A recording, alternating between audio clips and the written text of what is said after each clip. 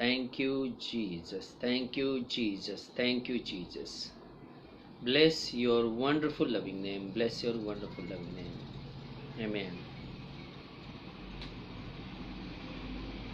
यीशु बुलाता तुम्हें, यीशु बुलाता तुम्हें, बड़ी चाह से तुम्हें बाहों में लेने, यीशु बुलाता तुम्हें, यीशु बुलाता तुम्हें, यीशु बुलाता तुम्हें, बड़ी चाह से तुम्हें बाहों में लेने, यीशु बुलाता तुम्हें, यीशु बुलाता तुम्हें। दुख की गहराइयों में देगा शांति तुम्हें, ओ दुख की गहराइयों में देगा शांति तुम्हें। सोच समझ कर उसे निहारो, आनंद अनोखा देगा तुम्हें, यीशु बुलाता तुम्हें, यीशु बुलाता तुम्हें, बड़ी चाह से तुम्हें बाहों में लेने, यीशु बुलाता तुम्हें, यीशु बुलाता तुम्हें। आंसू मिटा कर तेरे रक्षा करेगा तेरी, ओ आंसू मिटा कर तेरे रक्षा करेगा तेरी। अपनी आंखों की पुतली जैसे ओ सच्ची सुरक्षा देगा तुम्हें, यीशु बुलाता तुम्हें, यीशु बुलाता तुम्हें, बड़ी चाह से तुम्हें बाहों में लेने, यीशु बुलाता तुम्हें, यीशु बुलाता तुम्हें। अगर तेरा दिल दुखित हो, वह शांति देगा तुम्हें, हो अगर तेरा दिल दुखित हो, वह शांति देगा तुम्हें। यीशु मेरी मुक्ति अब रोशनी है, संकोच मिटाकर आओ अभी, यीशु बुलाता तुम्हें, यीशु बुलाता तुम्हें, बड़ी चाह से तुम्हें बाहों में लेने, यीशु बुलाता तुम्हें, यीशु बुलाता तुम्हें। हर रोग मिटाने की शक्ति है उसी के पास, ओ हर रोग मिटाने की शक्ति है उसी के पास। बिना किसी भेद के तैयार है उद्धारक, अपनी दया से प्यार करने को, यीशु बुलाता तुम्हें, यीशु बुलाता चाह से तुम्हें बाहों में लेने यीशु बुलाता तुम्हें, यीशु बुलाता तुम्हें, यीशु बुलाता तुम्हें। Thank the Lord, thank the Lord, thank the Lord. Bless the Lord. Bless his wonderful loving name. Bless his wonderful loving name. धन्यवाद असो परमेश्वर पित्या, गौरव गौरव आणि गौरव असो परमेश्वरा, तुझ्या पवित्र नामाला मी धन्यवाद देतो बाप्पा. तो आमचा देव, आमचा आश्रय, तो आमचा दुर्ग, आमचा खडक, आमची ढाल, आमचं कवच, आमचा आधार आणि आमचा तार शृंग तूच आहेस परमेश्वरा. तुझ्या लोकांचा तारणहार, तुझ्या लोकांचा संरक्षण करणारा मोठा बुरुज परमेश्वरा तूच आहेस बाप्पा. तुझ्या समोर परमेश्वरा येण्यापूर्वी बाप्पा आमच्या सर्वांच्या अपराधांची तू आम्हाला क्षमा कर. आमच्या सर्वांच्या पापांवर पांघरून घाल. आमच्या चुकांची तू आम्हाला क्षमा कर परमेश्वरा. तुझ्या समोर येण्यास तू आम्हाला पात्र कर. हे प्रभू, तुझ्या उपस्थितीमध्ये आम्ही आलेलो असताना परमेश्वरा, यावेळेस परमेश्वरा मी प्रार्थना करतो परमेश्वरा. सर्वप्रथम मी तुझ्या नामाला मी गौरव देतो परमेश्वरा, की तू आम्हाला ह्या संध्याकाळच्या समयी परमेश्वरा तुझ्या उपस्थितीमध्ये आणलंस परमेश्वरा, तुझ्या पवित्र उपस्थितीमध्ये आणलंस.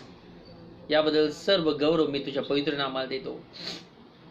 आमच्या स्वतःमध्ये ती शक्ती नाही की आम्ही स्वतःहून तुझ्याकडे येऊ शकू, परंतु हे सर्व तुझ्या दयेने शक्य झालेलं आहे. हे सर्व तुझ्या कृपेनं शक्य झालेलं आहे, की जेणेकरून आम्ही तुझ्या उपस्थितीमध्ये येऊ शकतो. आम्ही आलेलो आहोत हे केवळ परमेश्वरा तुझ्याच कृपेनं आहे. परमेश्वरा, तुझ्या दयेबद्दल आणि तुझ्या कृपेबद्दल मी सदैव तुला धन्यवाद देतो. आज पुन्हा एकदा परमेश्वरा तुझ्या उपस्थितीत आलेला असताना प्रभू मी प्रार्थना करतो, या ठिकाणी जे उपस्थित आहेत परमेश्वरा, जे प्रार्थना करीत आहेत आणि जे तुझं वचन ऐकणार आहेत परमेश्वरा, प्रत्येकाच्या अंतकरणाला तू या क्षणाला स्पर्श कर. येशूच्या नामामध्ये परमेश्वरा त्यांच्या अंतकरणाला तू स्पर्श कर. त्यांच्या अंतकरणाशी तू बोल. हे परमेश्वरा त्यांचं अंतकरण उघड, की जेणेकरून तुझी वचने त्यांना समजतील. त्यांचं मन तू उघड. त्यांच्या मनावर तुझ्या शास्त्रातल्या वचनांचा अद्भुत प्रकाश पाड. त्यांच्या आध्यात्मिक कान उघड, म्हणजे ते तुझी स्वर्गीय वाणी जी तुझ्या वचनांमध्ये लपलेली आहे ते लोक ऐकतील. प्रभू, त्यांचे आध्यात्मिक नेत्र उघड, म्हणजे तुझ्या शास्त्रातला अद्भुत प्रकाश ते पाहतील. हे प्रभू, त्यांचं मन वळव. प्रभू, त्यांच्यावर अनॉइंटिंग ठेव, त्यांच्यावर तुझा अभिषेक ठेव. यासाठी वचन ऐकणाऱ्यांवर अभिषेक असावा, की जेणेकरून ऐकलेलं वचन हे त्यांच्यासाठी फलदायी असं साबित व्हावं. म्हणून बाप्पा, त्यांच्या कानावर तो अभिषेक दे, त्यांच्या नेत्रांवर तो अभिषेक दे, त्यांच्या मनावर तो अभिषेक दे. हे प्रभू, दरवेळेस तुम्हाला सहाय्य झालेला आहेस, आजही मला सहाय्य हो. हे प्रभू, माझी शक्ती तूच आहेस. आज पुन्हा एकदा मी स्वतःला तुझ्या हातामध्ये सोपवतो. प्रभू, माझ्या जिभेला तू स्पर्श कर. माझ्या ओठांना विधीवरचं इंगळ लाव. माझ्या मनाला तू स्पर्श कर आणि तुझं अनॉइंटिंग तू मजबूत ठेव. माझ्या मुखात तू आपले शब्द घाल परमेश्वरा. तुझ्या पवित्र आत्म्याच्या प्रेरणेनुसार, तुझ्या वचनांच्या द्वारा तो आम्हा सर्वांशी बोल, अशी विनंती मी तुला करतो. प्रभू, माझा सर्वस्वी ताबा तू घे. दरवेळेस मला सहाय्य झालेला आहेस, आजही मला सहाय्य हो. सर्व गौरव मी तुझ्या पवित्र नामाला देतो. धन्य तारणारा प्रभू येशू ख्रिस्ताच्या प्रिय आणि गोड नामात मागतो म्हणून तो आहे. आमेन, आमेन, आमेन. Bless the Lord.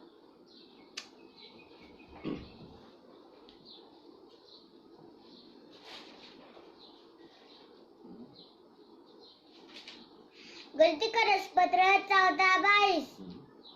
कारण जशी आपणावर 5:14. कारण जशी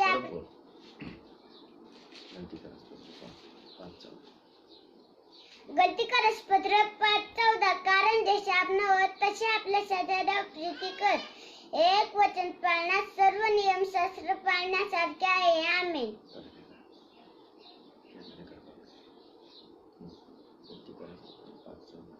गलती करसपत्र 5:14.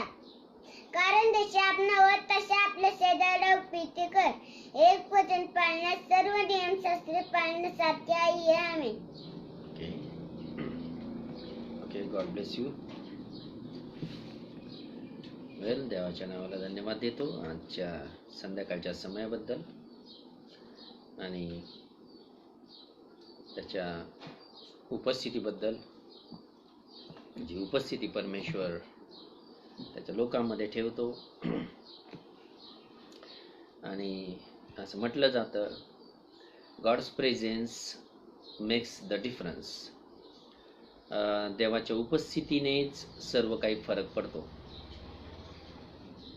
God's presence makes the difference.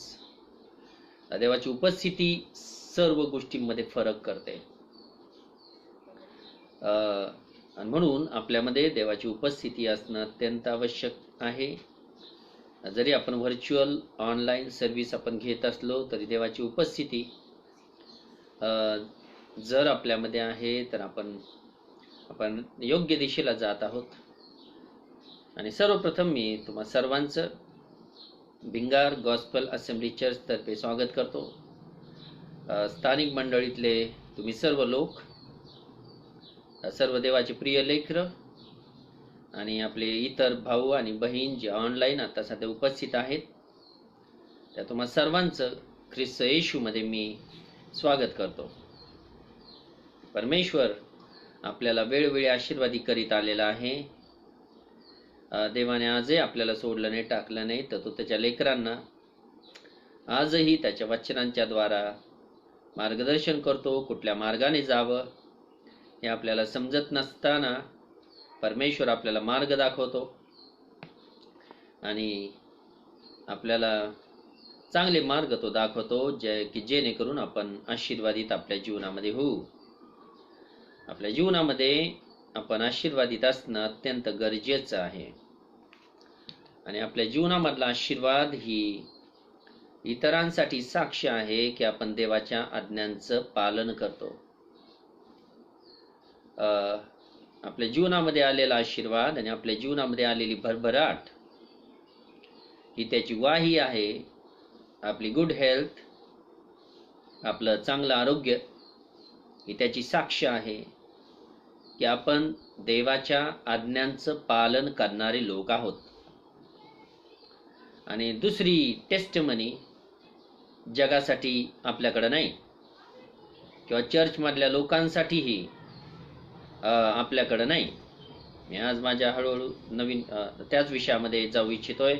काही नवीन वचन आपण पाहणार आहोत. पण आपलं चांगलं आरोग्य इतरांसाठी एक साक्ष आहे. आपल्यामध्ये आलेला आशीर्वाद आणि आपल्यामध्ये आलेलं भरभराट ही इतरांसाठी एक टेस्टिमनी आहे, एक आशीर्वाद आहे की देव आपल्याला आशीर्वादित करीत आहे. आणि देव कोणालाही आशीर्वादित करत नाही, तर केवळ आज्ञाधारक व्यक्तीलाच तो आशीर्वादित करतो. विशेष करून आपण चर्चमध्ये ज्यावेळेस आहोत तर चर्चमधल्या लोकांचे जे आशीर्वाद असतात हे त्यांच्या आज्ञा पाळण्याच्या द्वारे त्यांच्यावर आलेले असतात. जगातल्या लोकांची जी श्रीमंती असते, जगातल्या लोकांचं जे धनवानपण असतं ते आशीर्वादाच्या किंवा आज्ञा पाळण्याच्या जोरावर त्यांना मिळालेलं नसतं, तर ते त्यांची संपत्ती ही थोडा काळच टिकते. संपत्ती जास्त काळ टिकत नाही, त्यांचा पैसा जास्त काळ टिकत नाही. आणि त्यांचा पैसा जसा येतो तो दुसऱ्या मार्गाने निघून जातो. परंतु जे आज्ञा पाळण्याच्या जोरावर जो देवाच्या लेकरांना पैसा मिळतो, संपत्ती मिळते आज्ञा पाळण्याच्या जोरावर, फक्त अशा लोकांची संपत्ती टिकून राहते. कारण देवाचा रक्षणीय हात त्या संपत्ती भोवती असतो आणि परमेश्वराचं कुंपण अशा लोकांच्या भोवती असतं.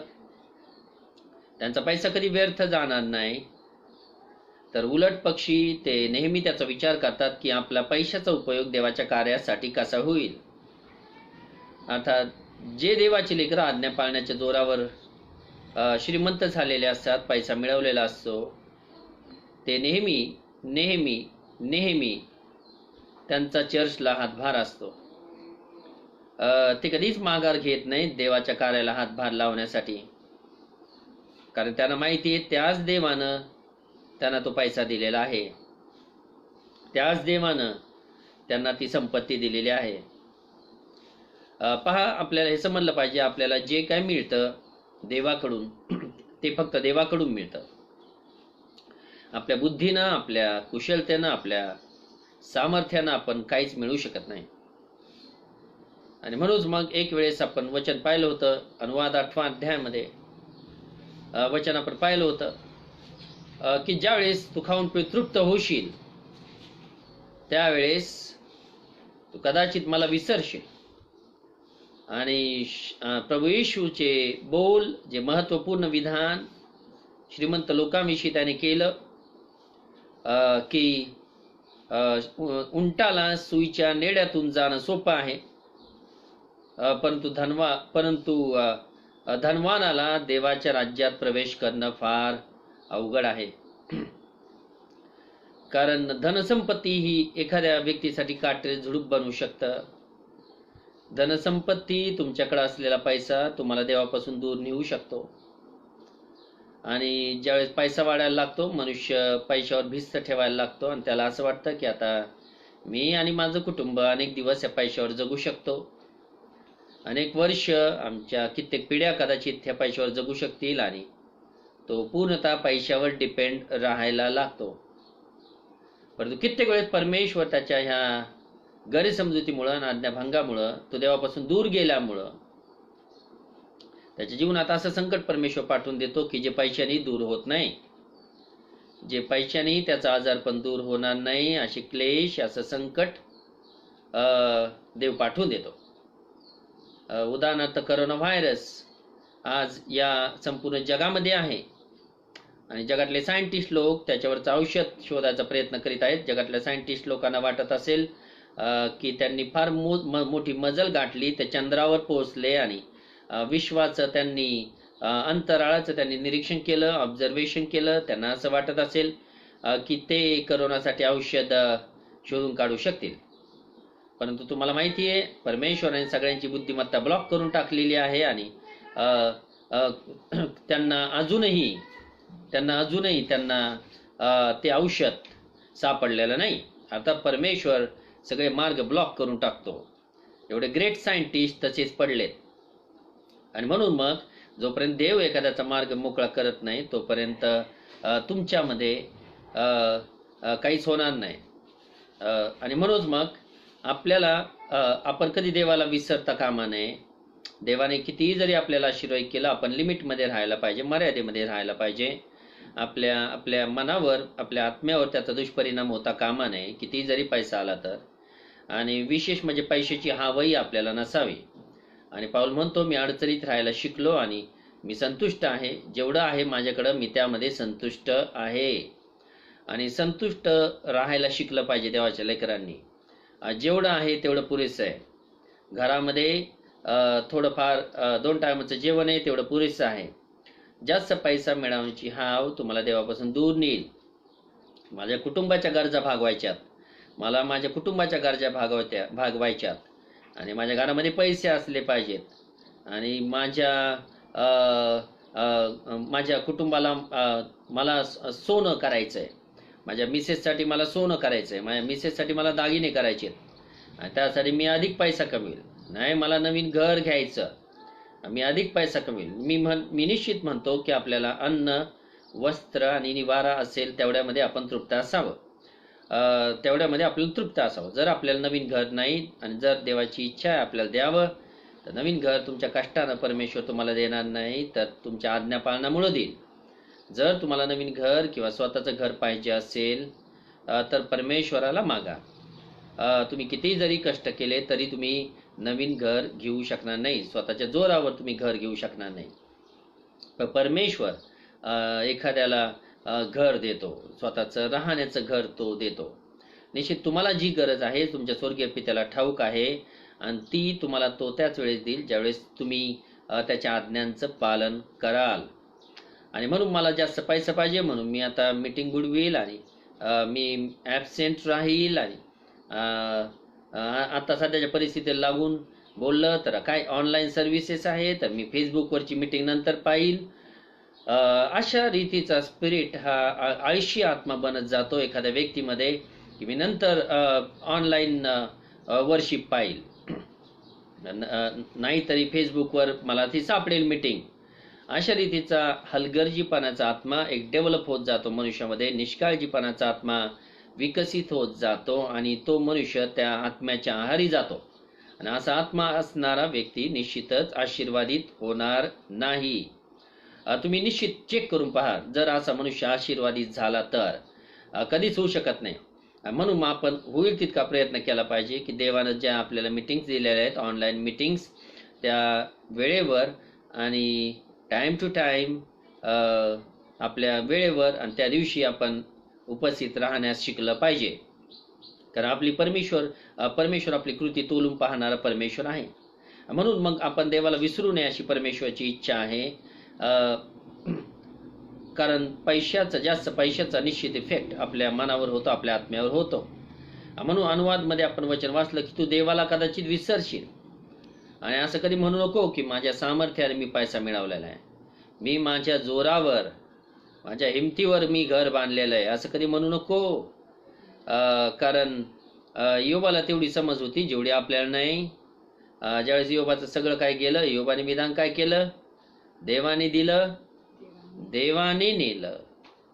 धन्य त्या परमेश्वराचे नाम. आता योबाला ती अंडरस्टँडिंग होती की त्याला जे मिळालेलं आहे, ते घर असो किंवा संपत्ती असो किंवा गुरेढोरे असो किंवा मग त्याची उंट असो, मोठी जमीन असो, हे सर्व गोष्टी योबाला माहिती होतं की ते परमेश्वराने दिलेलं आहे. योबाने बडाई कधीच मानली नाही की माझ्या हिमतीवर मी हे सगळं मिळवलेलं आहे. नाही, बडाई आपण मारणं योग्य नाही. बडाईखोर मनुष्याचा परमेश्वराला वेट आहे. तुम्ही कधीच ब्रदर्स अँड सिस्टर्स, तुम्हाला जर काही मिळालं असेल प्रभूपासून, तुम्ही कधीच बडाई मारू नका. कारण तुमचे शब्द परमेश्वर ऐकत असतो. कधीच बडाई मारू नका. कारण का? प्रत्येक शब्द जो आपल्या मुखातून बाहेर पडतो त्याचा हिशोब आपल्याला न्यायाच्या दिवशी द्यावा लागणार आहे. एवढंच नव्हे तर आपल्या मुखातून निघणाऱ्या प्रत्येक शब्दाचा हिशोब परमेश्वर आपल्या देहापासून वसूल करील. आणि म्हणूनच मग आपल्यावर शासन येऊ नये म्हणून आपलं मुख शक्यतो बंद ठेवा. मागच्या वेळेस आपण खूप सुंदर अशा एक्सप्लेनेशन मधून गेलो की आपल्यावर येणारे अनेक शाप हे केवळ मुखामुळे येतात. पण जर आपण मुखावर नियंत्रण ठेवायला शिकलो तर अनेक शाप आपण आपल्यापासून दूर घालवू शकतो.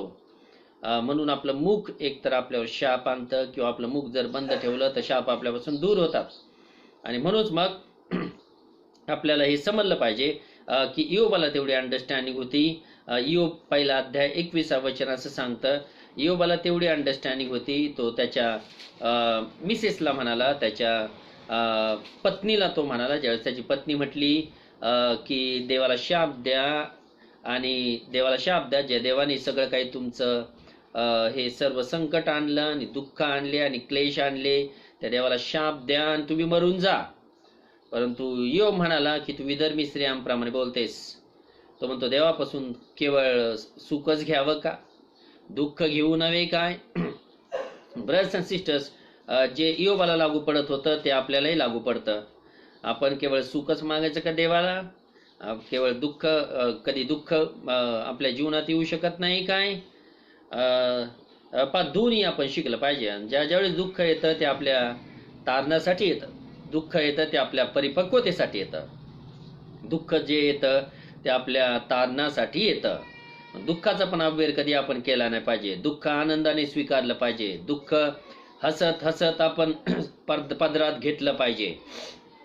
कुठलीही गोष्ट आपल्या जीवनातली जी आहे, सुख असो किंवा दुःख असो, ही आपोआप होत नाही किंवा अशीच वर होत नाही. तर प्रत्येक गोष्टीला देवाची योजना आहे आणि त्यामधून आपण जायला पाहिजे. आणि म्हणून इयोब म्हणतो, पहिला अध्याय 21 वचन, मी मातेच्या उदरातून नग्न आलो आणि तसाच जेथून नग्न आलो तेथे परत जावयाचा आहे. तो म्हणतो मी मातेच्या उदरातून नग्न आलो आणि जिथून आलो तिथून मला परत जायचं आहे.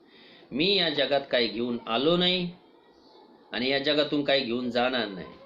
तुमच्याकडे असं काय आहे ब्रदर्स अँड सिस्टर्स की जे तुम्ही मरण पावल्यानंतर स्वतःबरोबर घेऊन जाणार आहात? कशाला बिलगुन आहात एवढं की ज्याच्यावर तुमचं एवढं प्रेम आहे? तुमचं जगातल्या कुठल्याच गोष्टीवर एवढं प्रेम नको.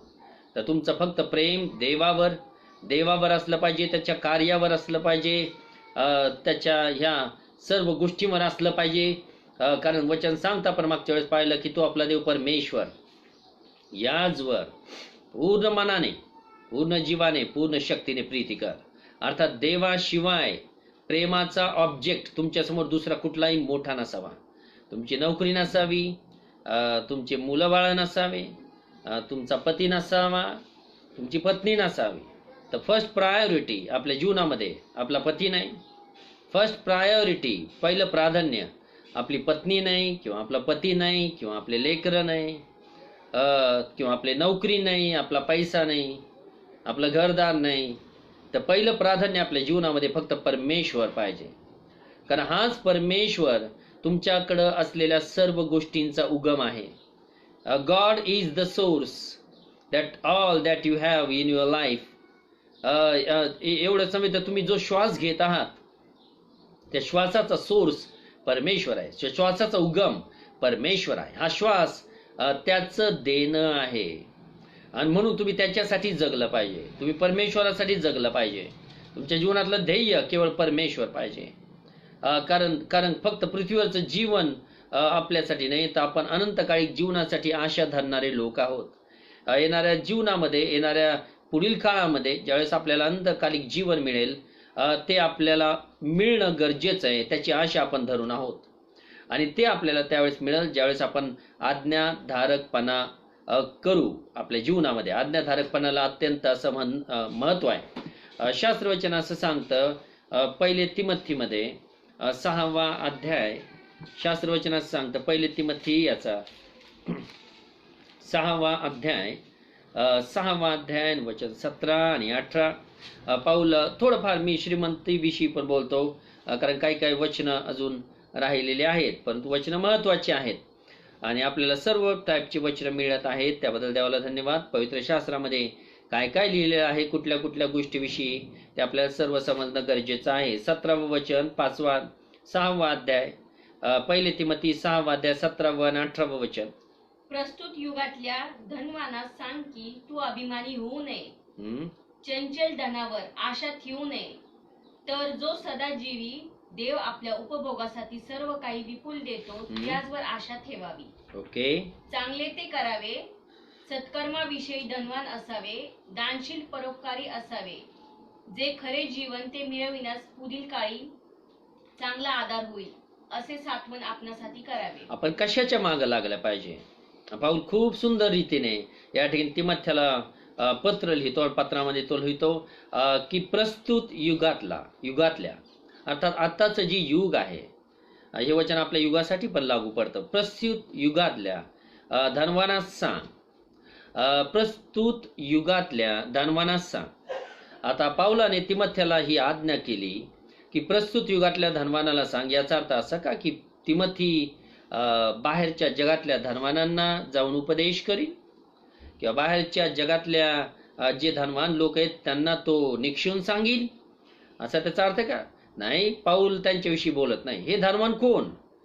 ज्यांच्याविषयी पाऊल या वचनामध्ये बोलत आहे, हे धनवान चर्चमधले लोक आहेत. जे धनवान चर्चमधले लोक आहेत आणि या चर्चमधल्या श्रीमंत असलेल्या लोकांविषयी पाऊल लिहितो. पाऊलाचा जगातल्या श्रीमंत लोकांशी कुठलाही संबंध नव्हता आणि पाऊलानं तिमोथीला जी चार्ज दिला, तिमोथीला जे सांगितलं की तू या धनवानास निक्षून सांग. बायबलमध्ये एका बायबलमध्ये असं लिहिलंय निक्षून सांग, पंडितरावाच्या बायबलमध्ये सांगितलं निक्षून सांग. इंग्लिशचं ट्रान्सलेशन असं सांगतं चार्ज देम, अर्थात त्यांना निक्षून सांग. प्रस्तुत युगातल्या धनवानास सांग. हे धनवान कोण? 17व्या वचनातले ते चर्चमधले लोक होते जे आज्ञा पाळण्याच्या जोरावर श्रीमंत झाले होते. अर्थात त्यांचं धनवान पण, त्यांची श्रीमंती पाऊल म्हणतो त्यांच्या आज्ञा पाळण्याच्या जोरावर आहे. परंतु त्यांना तो सूचना देतो की जरी आज्ञा पाळण्याच्या जोरावर तुम्हाला श्रीमंती मिळालेली आहे, पैसा मिळालेला आहे, तरी तू अभिमानी होऊ नयेस, तू बडाई मारू नयेस. तुम्हाला माहिती आहे ज्यावेळेस पैसा यायला लागतो कुठून तरी, जास्त पैसे वाढायला लागतात, हळूहळू कुठंतरी मन आपलं विस्कळीत होत जातं आणि आपलं मनाचा भरोसा पैशावर लागायला लागतो आणि आपण कुठंतरी बडाई पण मारायला लागतो, कुठंतरी अभिमानी व्हायला लागतो, आतून फुगायला लागतो आणि ते फार डेंजरस आहे. It is very dangerous. अर्थात तुम्ही डायरेक्टली सैतानाच्या जाळ्यामध्ये सापडत आहात. आपण थोडंही फुगू नये. योबाकडे एवढी मोठी संपत्ती होती ब्रदर्स अँड सिस्टर्स, एवढा मोठा पैसा होता. त्या काळी तो सर्वात धनवान असा मनुष्य होता. परंतु त्याच्यामध्ये ती बडाई आली का कधी? त्याच्यामध्ये तो अभिमान आला का? नाही. त्याच्या पैशानं त्याच्यावर वर्चस्व कधीच गाजवलं नाही. त्याच्या मनावर अधिराज्य त्याच्या पैशानं कधीच केलं नाही. अर्थात त्याला काहीच वाटत नव्हतं, त्याच्याकडे एवढा मोठा पैसा होता.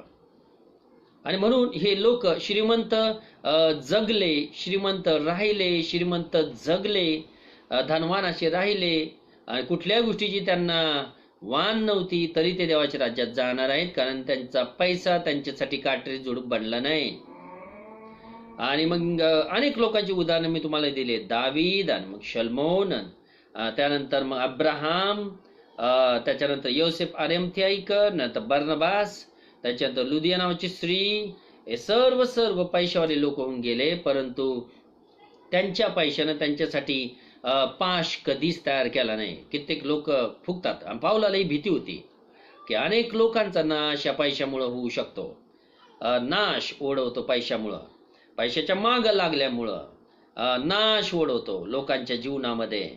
आणि त्यांना असं दिसून येतं की ते त्यांचा नाश व्हायला आला. हळूहळू देवावरचं प्रेम त्यांचं कमी व्हायला लागतं.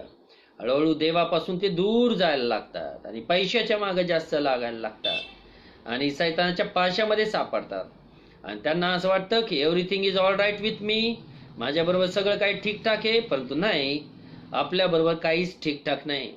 ज्या वेळेस तुझ्यामधलं परमेश्वराविषयीचं प्रेम हे कमी व्हायला लागलं, तू जास्त आकर्षित व्हायला लागला पैशाकडं आणि तुझ्या इतर गोष्टींकडं, तुझ्या नोकरीकडं, तर मग ह्याचा अर्थ काय की तुझं जीवन हे धोक्यात चाललंय. जरी तुझ्या नाकपुड्यात श्वास असला, जरी सगळं काय ठीकठाक असलं, 2 टायमाची भाकर तू खात असला, जरी सध्या तू आजारी नसला, जरी तुला असं वाटत असेल की तू हॅपी आहेस, पण तू एवढं लक्षात ठेव की तू देवापासून दूर जात आहेस.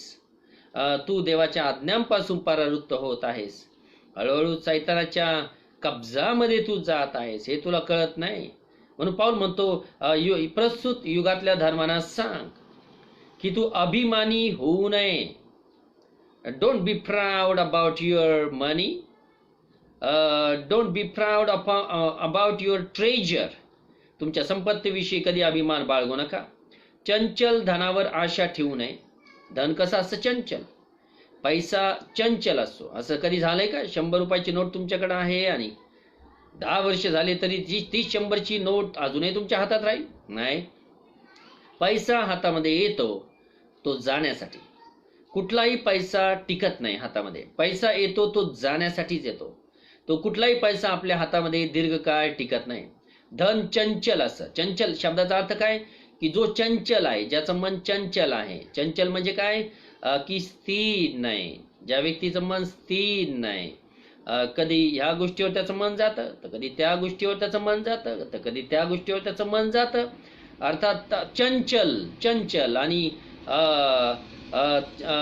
तसं धन हे चंचल असतं. कधी याच्या हातात तो जातो पैसा, तर कधी दुसऱ्याच्या हातात पैसा तो जातो. तुमच्याच हातातला पैसा दुसऱ्याच्या हातात जातो, दुसऱ्याच्या हातातला पैसा तिसऱ्याच्या हातात जातो. धन चंचल असतं. एखादं धन तुमच्या हातात कधीच दीर्घकाळ वर्षानुवर्षे ते धन तुमच्याकडे टिकणार नाही. अर्थात धन चंचल आहे. पाऊल म्हणतो चंचल धनावर आशा ठेवू नये. आशा का ठेवू नये? कारण ते चंचल आहे. तुमच्या हातात ते टिकणार नाही. तो सदाजीवी देव आपल्यास उपभोगासाठी सर्व काही विपुल देतो. अर्थात पैसा जर देवाने दिलेला आहे, आपल्या उपभोगासाठी दिलेला आहे. देवाने आपल्या उपभोगासाठी दिलेला आहे. पैसा आपला देव नाही, परमेश्वर आपला देव आहे ज्याने आपल्याला पैसा दिलेला आहे. पैसा केवळ एक साधन बनलंय आपल्या उपभोगासाठी, पण पैसा आपल्यासाठी देव बनता कामा नये. पैसा आपल्यासाठी देव बनता कामा नये. तुमच्या जीवनातलं ध्येय ध्येय हे केवळ देव पाहिजे, पैसा नाही किंवा तुमची मालमत्ता नाही. तो सर्व काही विपुल देतो. त्या परमेश्वरावर आशा ठेवावी, पैशावर नाही. कारण पैसा हा चंचल आहे, परंतु परमेश्वर हा आपला जो आपल्याला सर्व गोष्टींचा पुरवठा करतो, विपुल देतो, त्याचवर आपण आशा ठेवावी. तो चांगले ते करावे, सत्कर्माविषयी धनवान असावे. अर्थात आपण जर धनवान बनायचंय तर सत्कर्माविषयी आपण धनवान असावं. चांगलं ते करण्यात आपण धनवान असावं, आपण श्रीमंत असावं, सत्कर्म करण्यात श्रीमंत असावं. माझा विश्वास आहे जो कोणी सत्कर्म करण्यास श्रीमंत आहे, अर्थात सत्कर्म तुम्ही आज्ञा पाळण्याच्या जोरावरच तुम्ही करू शकता. सत्कर्म म्हणजे काय? कुठलंही कर्म जे देवाच्या वचनांच्या कॅटेगरीमध्ये बसत नाही ते सत्कर्म त्याला म्हणता येत नाही. देवाच्या वचनांच्या बाहेर जाऊन जी कृती असेल ती सत्कर्म त्याला म्हणत नाही. सत्कर्म म्हणजे चांगलं कर्म केवळ देवाच्या वचनांच्या तराजूमध्येच केवळ तोललं जातं. देवाच्या वचनांच्या द्वाराच केवळ एखाद्या सत्कर्माचं मोजमाप होतं. म्हणून देवाच्या वचनांच्या नुसार जी आपली कृत्य आहेत, कर्म आहेत, त्यांना सत्कर्म असं म्हटलं जातं. अर्थात आज्ञापालन. पुन्हा आपण आज्ञापालनाकडेच येतो आणि आपण सत्कर्माविषयी धनवान असावं. अर्थात मॅच्युअर असलं पाहिजे. देवाच्या माणसाचं तातडीने ऐकणं, तातडीने करणं. पहा ब्रदर्स अँड सिस्टर्स, हा तातडीने मी शब्द तुमच्या पुढे ठेवतो, कारण जितक्या तातडीने तुम्ही आज्ञा पालन करताल तितकं तातडीने तुमच्या जीवनात आशीर्वाद यायला लागतील. जितका तुम्ही विलंब लावताल आज्ञा पालनाला तितके आशीर्वाद येण्यास विलंब लागतील.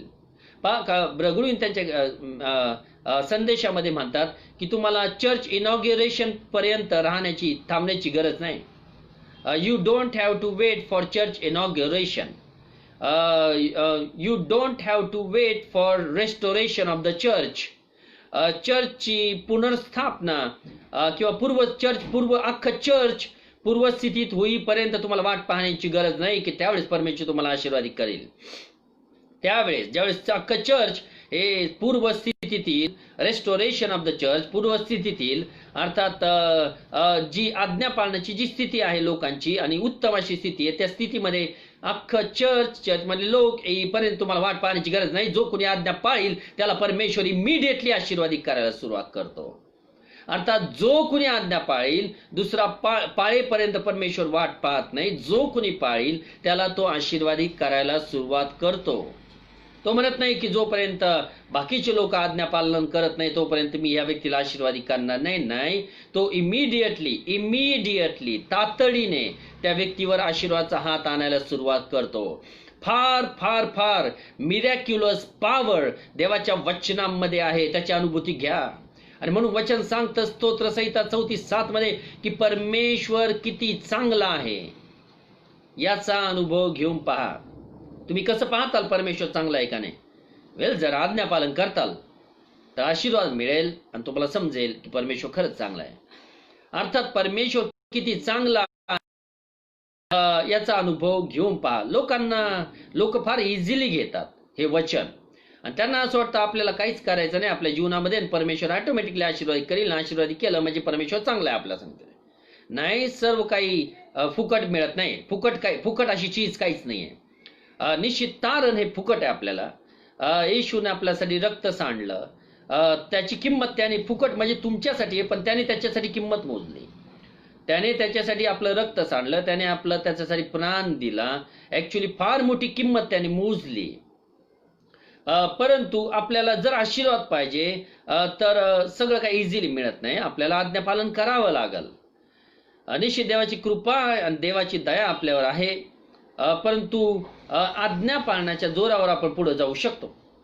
आणि म्हणून सत्कर्म करण्यास पाऊल म्हणतो आपण धनवान असावं. चांगलं ते करण्यास जे मनाला पटतं आपल्या ते चांगलं ते करण्यास आपण पुढं असलं पाहिजे. जे चांगलं ते नेहमी आपण केलं पाहिजे. आणि एक ठिकाणी वचन सांगतं की चांगलं करण्याचा तुम्हाला कधीच कंटाळा येऊ नये. वचन सांगतं दानशील असलं पाहिजे. दान देण्यामध्ये आपण पुढं असलं पाहिजे. ही सत्कर्मे आहेत. चर्चला मदत करण्यामध्ये आपण पुढं असलं पाहिजे. आपण मनाने कंजूस असं कामा नये. जर तुम्ही चर्च विषयी कंजूस बनताल तर परमेश्वर तुमच्याविषयी कंजूस बनेल. तुम्ही ज्या मापानं मापून देताल तर त्याच मापाने तुम्हाला मापून देण्यात येईल. जितकं मोठं मन तुम्ही चर्चसाठी दाखवताल, तुमच्याकडचा पैसा, गुडविन त्यांच्या संदेशामध्ये म्हणतात की ज्यांच्याकडे पैसा असतो ते लोक त्यांच्या पैशाचा कधी दुरुपयोग करत नाही. उलट त्यांच्या पैशाचा वापर चर्चच्या वाढीसाठी करतात, चर्चच्या प्रोग्रेससाठी करतात.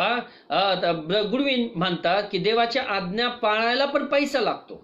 आता हे विधान कसं आहे बघा, देवाच्या आज्ञांचं पालन करायला पण पैसा लागतो. ती म्हणतात विश्वास असं कसं काय म्हणतात, देवाच्या आज्ञांचं पालन करायला पैसा कसं काय लागतो? पैशासाठी तुम्हाला आज्ञा पालन करावं लागेल. पैसा मिळण्यासाठी, श्रीमंती मिळण्यासाठी, विधान नीट समजून घ्या माझी, पैसा मिळवण्यासाठी, श्रीमंती मिळवण्यासाठी, धनसंपत्ती मिळवण्यासाठी स्तोत्र 112 प्रमाणे आपल्याला आज्ञांचं पालन करावं लागेल, देवाचं भय धरावं लागेल. परंतु पुन्हा त्याच गोष्टीकडे आपण येतो की आज्ञा पालन करण्यासाठी सुद्धा पैशाची गरज आहे. चर्चला पैशाची गरज आहे किंवा तुम्हाला पैशाची गरज आहे. तुम्ही म्हणता विश्वास कसं काय शक्य आहे आज्ञापालन करण्यासाठी पैशाची गरज कसं काय? त्या ठिकाणी बोट ठेवा 1 तिमोथीमध्ये मत्तई कृष्य वर्तमान याचा 28वा अध्याय, मत्तई कृष्य वर्तमान याचा 28वा अध्याय. नवीन कन्सेप्ट आपण शिकत आहोत, नवीन संकल्पना आपण शास्त्रवचनाकडे जरा वेगळ्या रीतीने बघत आहोत. परंतु वचन असं सांगतं, पुन्हा 1 तिमोथीमध्ये आपण येऊयात लगेच तातडीने.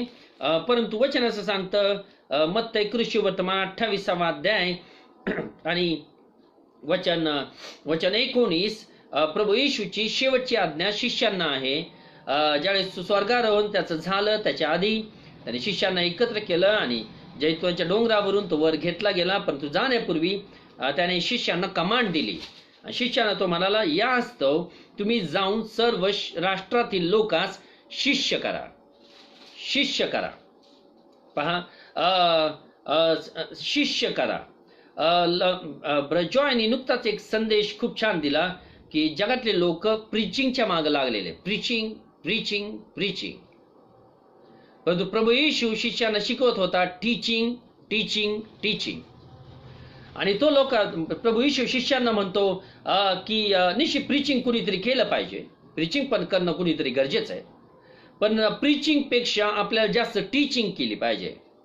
कारण प्रीचिंग ही फक्त मनुष्याला एक मार्ग दाखवते, परंतु टीचिंग ही मनुष्याला घडवते.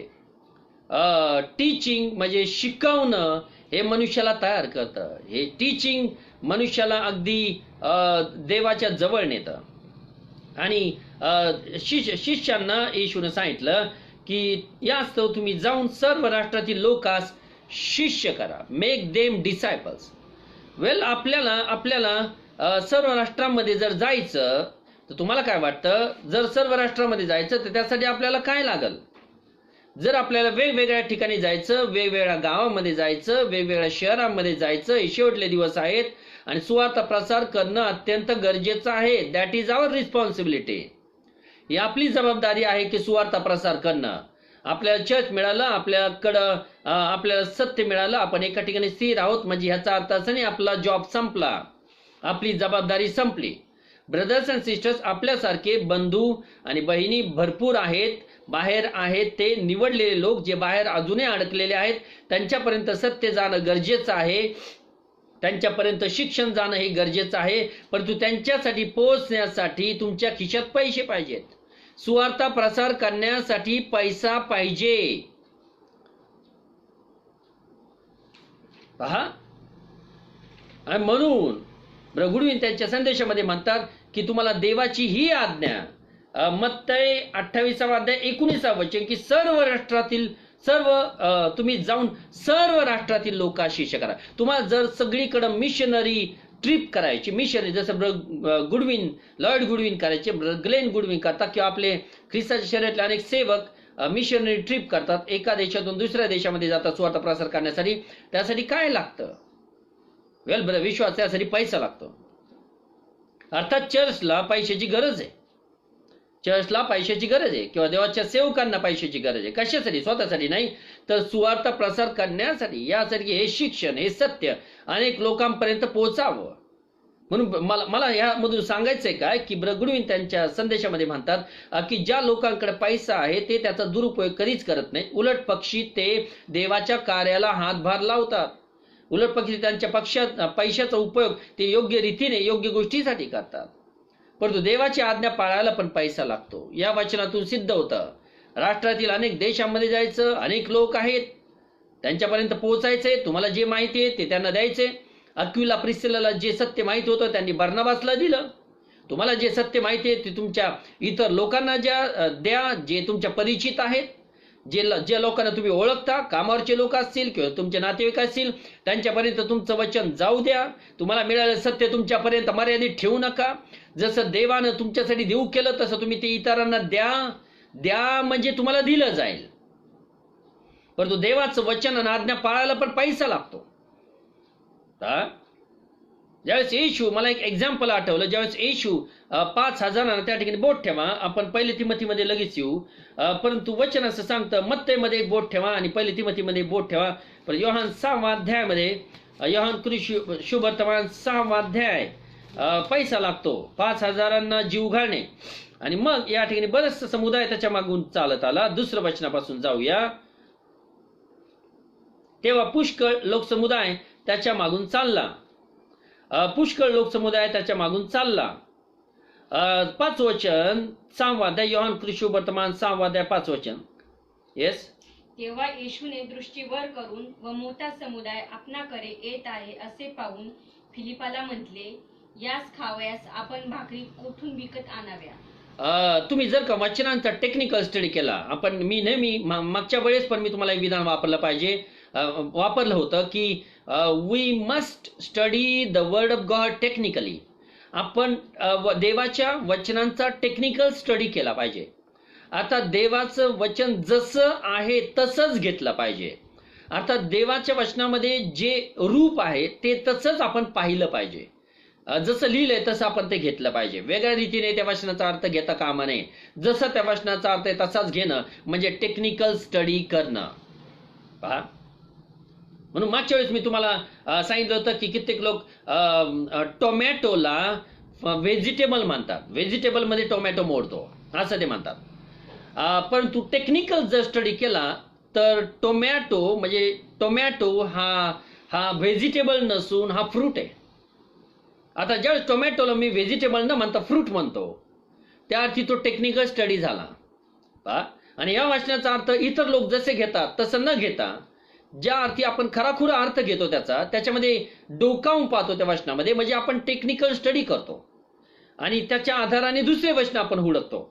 आणि वचन असं सांगतं 5 वचन की येशूने दृष्टीवर करून मोठा लोकसमुदाय आपल्याकडे येत आहे असे पाहून फिलिप्पाला म्हटले, त्याचा शिष्य फिलिप याला म्हटले, यास खावायला आपण भाकरी कोठून विकत आणाव्या. हे प्रभू येशूचे शब्द आहेत, म्हणजे खोटे नाहीत. तो म्हटला भाकरी कोठून विकत आणाव्यात. मला सांगा, विकत घेण्याची त्यांची ऐपत होती म्हणून प्रभू येशूने असं विधान केलं. Am I right? अर्थात विकत घेण्यासाठी त्यांच्याकडे तेवढे पैसे होते. आमचे पास्टर तसं म्हणायचे, विकत घेण्यासाठी पैसे असल्याशिवाय प्रभू येशू अशा रीतीचं विधान करू शकत नाही. भाकरी कोठून विकत आणाव्या. अर्थात तुम्हाला काय वाटतं, तो काय करणार होता? त्यांच्याकडे तेवढे पैसे होते का? वेल, असल्याशिवाय तो बोलला नाही. 5,000 फक्त लोक होते. 5,000 जीव घालणं म्हणजे तुम्ही असं समजू नका फक्त 5,000 लोक होते. बायबल नेहमी ज्यावेळेस तुम्हाला एखादा नंबर देतं, बायबल ज्यावेळेस एखादा आकडा देतं, तो फक्त पुरुषांचा आकडा असतो, स्त्रियांचा आणि लेकरांचा नाही. आणि एक ठिकाणी बायबलमध्ये असं वचन सांगतं की 5,000 फक्त पुरुष होते. जर 5,000 लोकांचा आकडा तुम्ही पाहिला तर 5,000 फक्त पुरुष होते आणि स्त्रिया आणि लेकरं हे वेगळे होते. मग तो आकडा किती गेला? स्त्रिया आणि लेकरं प्लस जर का आहेत तर मला असं वाटतं तो 10,000च्या पुढे आकडा गेला असेल. फक्त 5,000 जीव नाही घातलं, 5,000 पेक्षा जास्त किती आकडा मोठा असेल तो माहित नाही, इतके लोक जीवन तृप्त झाले. पण एवढ्या सगळ्यांना खाऊ घालण्याची शक्ती आणि ताकद म्हणजे पैशाची ताकद, तेवढे पैसे प्रभू येशूकडे होते. तो फिलिपाला म्हणतो, यांना भाकरी खावायला आपण कुठून विकत आणाव्या. विकत आणायला पैसे लागतात. अर्थात सुवार्थ प्रसार करत होता प्रभू येशू, पण खिशात पैसे होते. लोकांकडे पैसे होते, त्याच्या शिष्यांकडे पैसे होते, आणि शिष्य कुळी होते, त्यांच्याकडे पैसा होता, पण त्या पैशाचा उपयोग योग्य रीतीने ते करत होते. तुमच्याकडच्या पैशाचा उपयोग तुम्ही देवाच्या कार्यासाठी केला पाहिजे. आणि या लोकांना खाव्यास भाकरी कोठून विकत आणाव्या. अर्थात येशूला केअर होती लोकांची, येशूला काळजी होती लोकांची, की जे त्याच्याकडे आले संदेश ऐकायला किंवा शिक्षण घ्यायला, त्यांचे पोट भरलं पाहिजे. अर्थात म्हणून मी म्हटलं तुम्हाला, सुवार्थ प्रसार करण्यासाठी पैशाची गरज लागते. तो म्हटला शिष्यांना, फिलिपाला तो म्हटला, यास खावायला आपण भाकरी कोठून विकत आणाव्या. प्रश्नचिन्ह. विकत आणण्यासाठी ब्रदर्स अँड सिस्टर्स पैसा लागतो. त्यांच्याकडे असल्याशिवाय प्रभू येशूने असं विधान केलं नाही, निरर्थक विधान प्रभू येशूने केलं नाही. त्यांच्याकडे पैसा होता.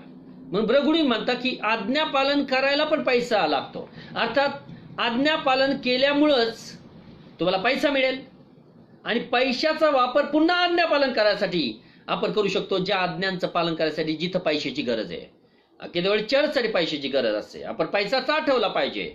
आपण चर्चसाठी कित्येक वेळ पैसा साठवला पाहिजे. आपण चर्चमध्ये मोठ्या मानाने दिलं पाहिजे. कारण ज्या मापानं तुम्ही मापून देताल त्याच मापानं तुम्हाला मापून का ज्या मापानं तुम्ही मापून देताल त्याच मापानं तुम्हाला मापून देण्यात येईल. जो वचन सांगतो, जो आपला हात राखून ठेवतो त्याला गरीबी येऊन गाठल. आपण आपल्या मनाची श्रीमंती पाहिजे. म्हणून पाऊल म्हणतो की तुम्ही मनाने श्रीमंत पाहिजे. या ठिकाणी पहिले तिमथीमध्ये आपण आहोत 18 वचन. चांगले ते करावे, सत्कर्माविषयी धनवान असावे. चांगले ते करावे. आपण या ठिकाणी होतो 2 तिमथी याचा 6वा अध्याय वचन 18. 2 तिमथी 6:18. चांगले ते करावे, सत्कर्माविषयी धनवान असावे, दानशील असावे, परोपकारी असावे, अर्थात दुसऱ्यावर उपकार करणारे असावे, दान देण्यात आपण पुढं असावं.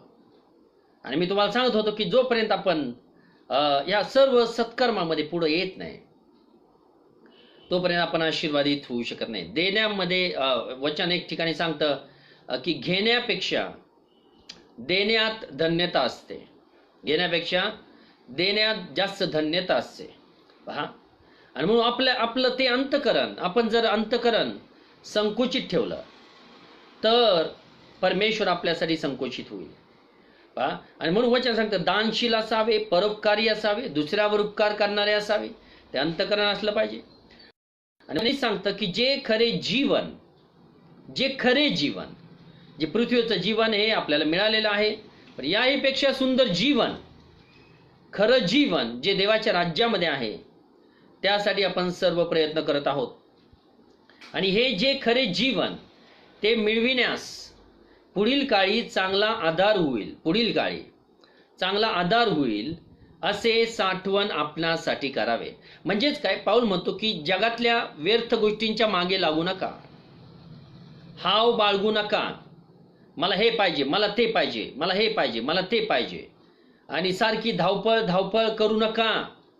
तर परमेश्वर जे तुम्हाला देत आहे त्यामध्ये संतुष्ट राहा, आणि सत्कर्मे करण्यामध्ये पुढाकार घ्या. चांगलं ते करण्यात पुढाकार घ्या, आणि येणाऱ्या जीवनामध्ये सार्वकालिक जीवन मिळवण्यासाठी तुम्ही प्रयत्न केला पाहिजे.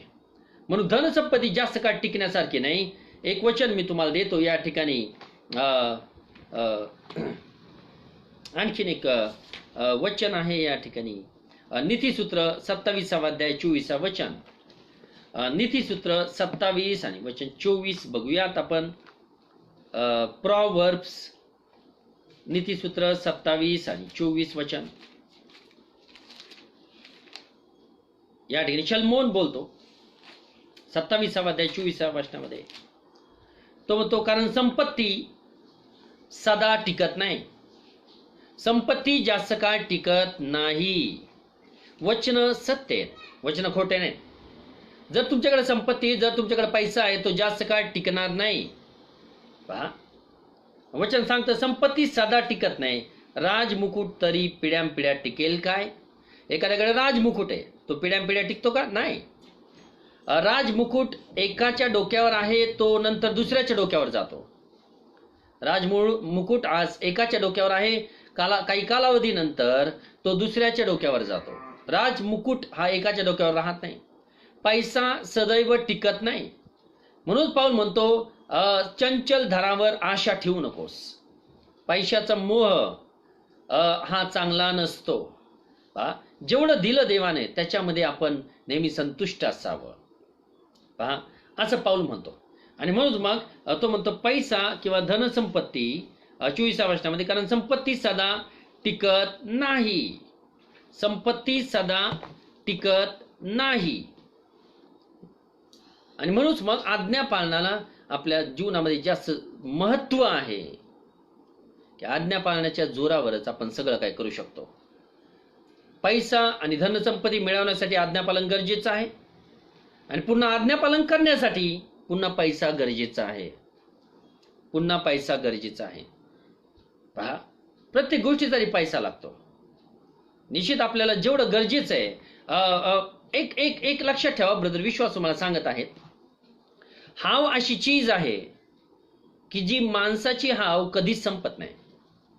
एक वस्तू घरामध्ये आली की लगेच त्याला असं वाटतं, त्याची मनाची तृष्णा शांत होत नाही, मनातली इच्छा शांत होत नाही, त्याला लगेच वाटतं दुसरी गोष्ट आता मी घेतो. ही वस्तू आली घरामध्ये, आता त्याला असं वाटतं आता दुसरी वस्तू मी आणतो. अर्थात ही हाव, अति हाव ही चांगली नाही. ही माणसाला वेगळ्या अशा दिशेकडे घेऊन जाते, देवापासून दूर घेऊन जाते. आणि एखादी वस्तू मग मिळवण्यासाठी मग आपण जास्त काम करायला लागतो, आपण मीटिंग्स बुडवायला लागतो. देवाच्या वचनांचंही आपल्याला किंमत राहत नाही. देवाचे वचन किती मौल्यवान आहेत, संदेश किती मौल्यवान आहेत, ह्याची किंमत आपल्याला वाटत नाही. पहा, आणि मनुष्य दुसऱ्या दिशेने धावायला लागतो, आणि चांगलं नाही. म्हणून आपण स्वतःची पावलं राखून ठेवले पाहिजेत डिअर ब्रदर्स अँड सिस्टर्स. म्हणूनच मग आपण स्वतःला सांभाळलं पाहिजे. आणि या ठिकाणी पुन्हा या मत्तई कृषी वर्तमान, मी त्या ठिकाणी सोडून दिला विषय. मत्तई कृषी वर्तमान 1-2 वचन आपण घेऊयात आणखीन. शेवटचा अध्याय आपण वाचत होतो, 28वा अध्याय 19 वचन. यास तुम्ही जाऊन सर्व राष्ट्रातील लोकांस शिष्य करा. शिष्य करा, फक्त त्यांना प्रीच करा असं नाही, प्रीचिंग करा आणि पुन्हा आपापल्या घरी जा असं नाही. शिष्य करा, आणि त्या शिष्य करण्यासाठी निश्चित टायमिंग लागतो. आता शिकवणाऱ्याला पण वेळ द्यावा लागतो, आणि शिकणाऱ्यांना पण वेळ द्यावा लागतो. त्यावेळेस एखादा शिष्य बनतो. शिष्य हा एक्झॅक्टली त्याच मार्गावर चालतो, कारण जो गुरुचा मार्ग आहे. अर्थात येशूचे शिष्य जे होते ते येशूने दिलेल्या आज्ञांचं पालन करत होते, म्हणून ते आशीर्वादित होते. आणि त्याने असं सांगितलं की ज्या गोष्टींचं आज्ञापालन तुम्ही करत आहात त्याच आज्ञांचं पालन करायला तुम्ही इतरांना शिकवा. शिष्य करणं म्हणजे आज्ञाधारकपणाशिवाय तुम्ही शिष्य बनू शकत नाही. अर्थात ज्या व्यक्तीच्या जीवनामध्ये आज्ञाधारकपणाच नाहीये तर तो शिष्य नाहीये, कारण का तो स्वतःच्या मनाप्रमाणे वागत आहे. शिष्य बनण्यासाठी आज्ञाधारकपणा पाहिजे. गुरुचं त्याने ऐकलं पाहिजे, देवाच्या माणसाचं त्याने ऐकलं पाहिजे. आणि जो कोणी ऐकतो आणि त्याप्रमाणे करतो तो शिष्य बनण्याच्या पात्र आहे. शिष्य कोणीही बनू शकत नाही. येशूने त्याच्या सेवकांना सांगितलं की तुम्ही जाऊन फक्त प्रीचिंग करू नका आणि पुन्हा माघारी येऊ नका, तर लोकांना शिष्य करा. पण शिष्य करण्यासाठी प्रचंड मोठा टायमिंग द्यावा लागतो. त्या व्यक्तीबरोबर वेळ घालवावा लागतो. त्या व्यक्तींच्या आज्ञा शिकून घ्याव्या लागतात, त्या आज्ञाप्रमाणे करावं लागतं. आणि ज्या तुम्ही केल्या गोष्टी त्या इतरांना शिकवा. शिष्याने काय केलं होतं? येशूला म्हणाले आम्ही तुमच्यासाठी, येशूला म्हणाले की आम्ही आपल्यासाठी आपलं घरदार सोडलं, आम्ही सर्व काही सोडलं आणि आपल्या मागं चालत आलेलो आहोत. आमचं शेत, आमची जमीन, आमचा पैसा, आमचे लेकरं, आमच्या घरातल्या सर्व गोष्टी आपल्यासाठी मी सोडून दिल्या. इतका मोठा त्याग शिष्याला करावा लागतो. त्यागाशिवाय एखाद्या गोष्टीचा त्याग केल्याशिवाय तुम्ही शिष्य बनू शकत नाही. आज्ञेचं पालन केल्याशिवाय तुम्ही शिष्य बनू शकत नाही. आणि ही आज्ञा मोठी ग्रेट कमांड येशूनं त्याच्या स्वर्गारोहणाच्या आधी शिष्यांना दिली. आणि तो म्हणतो तुम्ही जाऊन सर्व राष्ट्रातील लोक शिष्य करा, त्यास पित्याच्या, पुत्राच्या व पवित्र आत्म्याच्या नामाने बाप्तिस्मा द्या, जे सर्व काही मी तुम्हास आज्ञा पिले. आज्ञा पिले म्हणजे येशूला असं म्हणायचं की ज्या आज्ञा मी तुम्हाला दिल्या आणि ज्या आज्ञा तुम्ही पाळतात. येशूचे 12 शिष्य, यहुदा इस्करियोत जर वगळला नंतरच्या कालावधीत तो निघून गेला, परंतु 11 शिष्य जे होते त्यांना शिष्य मानण्यात आलं. आणि ते शिष्य का होते? कारण का ते आज्ञा पालन करणारे होते. तो ज्या गोष्टी मी तुम्हाला आज्ञा शिकवलेल्या आहेत, जे मी तुम्हाला आज्ञा पिलं आहे ते पाळावयास त्यास शिकवा. अर्थात ज्या आज्ञा शिष्यांनी शिकल्या, आज्ञा पालन केलं, त्याच गोष्टींचं आज्ञापालन शिष्य इतरांना शिकवणार होते. इंग्लिशमध्ये ट्रान्सलेशन असं आलेलं आहे टू ऑब्झर्व. टू ऑब्झर्व म्हणजे to practice. To observe the commandments, म्हणजे टू प्रॅक्टिस द कमांडमेंट्स. स्वतःला सवय लावून घेणं, आज्ञांचं पालन करण्याचं सवय लावून घेणं. आणि जितकी तुम्ही सवय लावून घेताल तुम्हाला असं दिसून येईल हळूहळू देवाचा आशीर्वादाचा हात, शांती, आरोग्य, धनसंपदा तुमच्याकडे यायला सुरुवात होईल. देवाचा आशीर्वादाचा हात आणि त्याच्या कृपेचा हात तुमच्यावर स्थिर व्हायला सुरुवात होईल.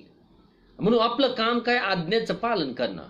आज्ञेचं पालन केल्याशिवाय आपण पुढं जाऊ शकत नाही. ब्रदर्स अँड सिस्टर्स, सगळं काही गुरुजी म्हणतात की सर्व काही देवाच्या राज्यात गेल्यानंतरच तुम्हाला मिळणार नाही. देवाच्या राज्यात गेल्यानंतर तुम्हाला सुख आहे, त्या ठिकाणी शांती आहे, आनंद आहे, उल्हास आहे, अनंतकालिक जीवन आहे. गुरुजी म्हणतात की सर्व काही देवाच्या राज्यातच नाही तर या युगामध्ये हे मानवी जीवन जगत असताना सुद्धा देवाने तुम्हाला अभिवचन दिलेले आहेत आशीर्वाद मिळण्याचे. हे अभिवचन दिलेले आहेत की तो तुम्हाला या युगात हे मानवी जीवन जगत असताना सुद्धा आशीर्वादी करील. पण त्यासाठी त्याच्या अटी पाळल्या पाहिजेत, त्यासाठी त्याचे नियम पाळले पाहिजेत. या युगामध्ये हे मानवी जीवन जगत असताना सुद्धा आत्ता या युगामध्ये या दिवसामध्ये जे दिवस तुम्ही काढत आहात या दिवसामध्ये परमेश्वर तुम्हाला आशीर्वादी करू इच्छितो. परंतु ते त्यावर अवलंबून आहे जर आपण देवाच्या आज्ञांचं पालन केलं तर. म्हणून आपण त्या लोकांसारखं नसावं जे फक्त ऐकतात आणि सोडून देतात, ऐकतात आणि सोडून देतात. नाही, जे ऐकतात आणि सोडून देतात ते कधी शिष्य बनू शकत नाही. शिष्य देवाच्या राज्यात जाणार आहेत, ऐकून सोडून देणारे देवाच्या राज्यात जाणार नाहीत. शिष्य, प्रत्येक जो शिष्य बनला तो देवाच्या राज्यात जाणार आहे. कारण का? त्याने स्वतःला घडवून दिलं, तो स्वतः वळला, देवाच्या आज्ञांचं पालन त्याने केलं. आणि या ठिकाणी याकोब त्याच्या पत्रामध्ये म्हणतो, याकोबाचं पत्र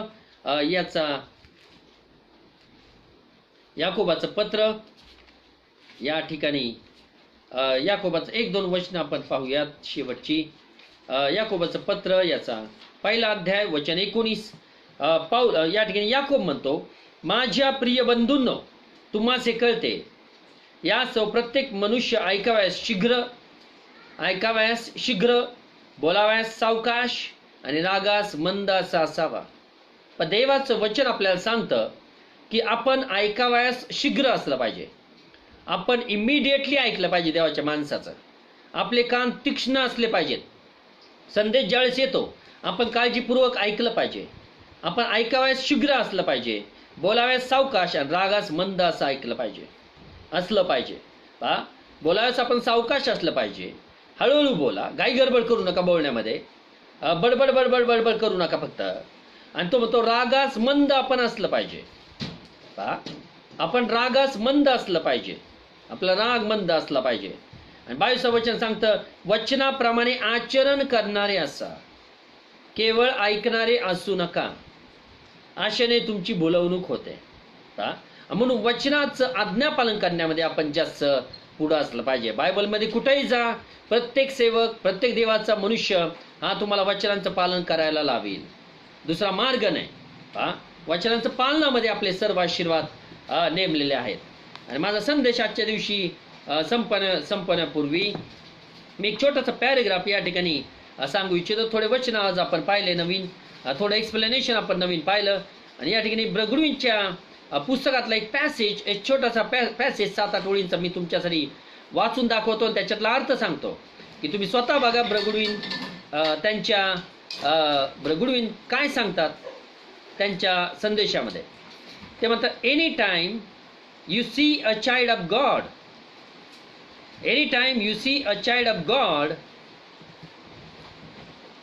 any time you see a child of God that has been in the church for several years, म्हणजे एखादं देवाचं लेकरू अनेक वर्ष झालं चर्चमध्ये आहे, एखादं देवाचं लेकरू अनेक वर्षांपासून चर्चमध्ये आहे, and they have the holy ghost, आणि त्यांना they have the holy ghost म्हणजे त्यांना पवित्र आत्मा मिळालेला आहे. चर्चमध्ये आहे असं नव्हे, तर त्यांना पवित्र आत्मा मिळालेला आहे. And they speak in other tongues, ते अन्य भाषेत बोलतात. And they are still poor, आणि ते जर अजूनही अनेक वर्षापासून चर्चमध्ये आहेत, नंबर 1 ते अन्य भाषा बोलतात, नंबर 2 आणि ते अजूनही जर गरीब आहेत, तर they live in the poorest house in the church, आणि चर्चमध्ये सर्वात गरीब अशा छोट्याशा घरामध्ये ते राहतात. And they live in the poorest house in the church and have nothing to give to the church, आणि जर त्यांच्याकडे चर्चला देण्यासाठी काही नाही, and have nothing to give to the church, सगळे ब्रगुडींचे विधान मी वाचून दाखवतोय, आणि त्यांच्याकडे चर्चला देण्यासाठी काही नाही आहे. देअर फॅमिली लॅक्स, त्यांचं कुटुंब उणीवतेमध्ये जगत आहे, कमतरतेमध्ये जगत आहे ते कुटुंब. It is because they are under the curses, it is because, मी पुन्हा विधान रिपीट करतो, it is because they are under the curses. कोणाविषयी बोलत आहेत ब्रगुडविन? जर एखादं कुटुंब आहे जे चर्चमध्ये अनेक वर्षांपासून आहे आणि ते गरिबीमध्ये जीवन जगत आहे, त्यांना पवित्र आत्मा पण आहे, ते चर्चमध्ये आहे पण गरीब आहे, आणि चर्चला देण्यासाठी त्यांच्याकडे काही नाही, याचं एकच कारण आहे, it is because they are under the curses, ते शापामध्ये जीवन जगत आहेत. Everyone in the church should understand that, आणि चर्चमधल्या प्रत्येक मनुष्याने हे समजून घ्या. ते म्हणतात, मी जे सांगत आहे चर्चमधल्या प्रत्येक मनुष्याने हे समजून घ्या. We will help those among us who are in need. ते म्हणतात, आता चर्चमधले लोक जे गरीब आहेत त्यांना आपण मदत करू, चर्चमधल्या गरीब लोकांना आपण मदत करू, but that is not God blessing them, पण आपलं त्यांना मदत करणं हा देवाचा त्यांच्यावरचा आशीर्वाद नाही आहे. म्हणजे आपण चर्चमधल्या लोकांना, गरीब लोकांना मदत करू, पण तो त्यांच्यावरचा देवाचा आशीर्वाद नसेल, आपली मदत त्यांच्यावरचा देवाचा आशीर्वाद नसेल, कारण त्यांच्यावरचा देवाचा आशीर्वाद हा केवळ आज्ञा पाळण्याच्या द्वारेच त्यांच्यावर येईल. We are not going to stop preaching this message. अशा प्रकारचा संदेश देणं आपण थांबवणार नाही, जो आज्ञा पालनाचा आणि आशीर्वादाचा आहे. It is a portion of God's word, देवाच्या वचनांचा तो एक भाग आहे. Anything that looks impossible with God, मनुष्याला जे अशक्य आहे, जर आज्ञा do not worry how it will happen, ते कसं घडेल, तुमच्या जीवनात चमत्कार कसा घडेल किंवा देव कसे आशीर्वाद आणील याच्याविषयी विचार करू नका. Just start keeping your part of the कव्हनंट. फक्त तुम्ही देवाच्या कराराचा तुमचा भाग पाळायला सुरुवात करा, and let God keep his part of the कव्हनंट. आणि देवाला कराराचा दुसरा भाग पाळू द्या. कराराचा एक भाग तुम्ही पाळा, कराराचा दुसरा भाग देव पाळील. मग ब्रदर्स अँड सिस्टर्स, आपले आशीर्वाद आणि चांगले दिवस जे परमेश्वर आपल्याला देईल ते केवळ आपल्या आज्ञा पालनावर अवलंबून आहेत. आमेन. May God bless you to all of you. या ठिकाणी जोरदार पाऊस चालू आहे, लाईट जाण्याची शक्यता आहे आणि आपला संदेशही संपलेला आहे. या ठिकाणी मी देवाला धन्यवाद देतो आजच्या या सुंदरशा समयाबद्दल. आणि मला तरी वाटतं देव आज थोड्या प्रमाणात आपल्या बरंचसं नवीन आपल्यासाठी नवीन एक्सप्लेनेशन आलेलं आहे. आणि निश्चित माझा विश्वास आहे की आजच्या संदेशाच्या द्वारा तुम्ही सर्वजण आशीर्वादित झालेले असाल. निश्चित परमेश्वर त्याच्या वचनांच्या द्वारा आपल्याशी आजही भरपूर काय बोललेलं आहे. सर्व गौरव आपण देवाला देऊया. नुकतीच एक तुम्ही सर्वजण सिस्टर विजयासाठी प्रार्थना करत होते, विनंती मांडलेली होती, पण तुम्ही मेसेज टाकलेला आहे. सिस्टर विजया आता आपल्यामध्ये राहिलेल्या नाहीत आणि त्याच्यामुळं त्यांच्या फॅमिलीसाठी ब्रदर पीटर ॲब्रिओ जे जे वसईचे चर्चचे पास्टर आहेत त्यांचं चर्च आणि ते त्यांच्यासाठी प्रार्थनेमध्ये आठवण ठेवा. त्यांना आपल्या प्रार्थनेची गरज आहे. सिस्टर पुष्पासाठी प्रार्थनेमध्ये आठवण ठेवा. तुम्ही करीत आहात. Thank you very much. त्यांनी तुम्हाला थँक्यू म्हटलेले. आणखीन करीत राहा. त्यांना अधिक बरं वाटावं म्हणून. आणि त्यानंतर ब्रदर अनिल आपल्या प्रार्थनेची गरज आहे. ब्रदर अनिलचे वडील आणि ब्रदर अनिलचे भाऊ आणि त्यांचे कुटुंब त्यांच्यासाठी सतत आपल्या प्रार्थनेमध्ये आठवण ठेवत आहात तुम्ही. मी तुमच्या सर्वांचे आभार मानतो त्याबद्दल. सतत आठवण करीत राहा. त्यांना प्रार्थनेची आपल्या गरज आहे. आणि माझ्यासाठी माझ्या कुटुंबासाठी प्रार्थनेत आठवण ठेवा. तुमच्या प्रार्थनेमुळेच हे सर्व काही संदेश येत आहेत. आणि थँक्यू व्हेरी मच. मी तुम्हाला सर्वांना थँक्यू म्हणतो. तुमच्या सर्वांच्या माझ्यासाठी माझ्या कुटुंबासाठी ज्या प्रार्थना आहेत त्यासाठी मी तुम्हाला सर्वांना थँक्यू म्हणतो. आणि चर्चमध्ये लोकांसाठी प्रार्थना करा. आपण शेवटची प्रार्थना करूया यावेळेस. धन्यवाद असो परमेश्वर पित्या. गौरव आणि गौरव असो परमेश्वरा तुझ्या या संधीबद्दल. परमेश्वरा जी संधी तू आम्हाला लाभू दिलीस आजच्या सुंदरशा समयाबद्दल मी तुझी कारस्तुती करतो बाप्पा. आज पुन्हा एकदा तुझ्या वचनांच्या मार्गदर्शन तू आम्हाला केलंस आणि आमच्या आज्ञापालनावरच केवळ अवलंबून आहे की आम्ही आशीर्वादित होऊ का नाही. हे प्रभू खरोखर बाप्पा आज आम्हाला तू शिकवलंस परमेश्वरा की आज्ञापालन करण्यासाठी सुद्धा पैशाची गरज आहे. आणि खरोखर आमच्या पैशाचा विनियोग आम्ही योग्य रीतीने केला पाहिजे. योग्य गोष्टींसाठी केला पाहिजे. हे प्रभू राजा जे आमचे लोक बाप्पा जे गरीब अवस्थेत जीवन जगत आहेत प्रभू त्यांना शक्ती दे तुझ्या आज्ञांचं पालन करण्यासाठी.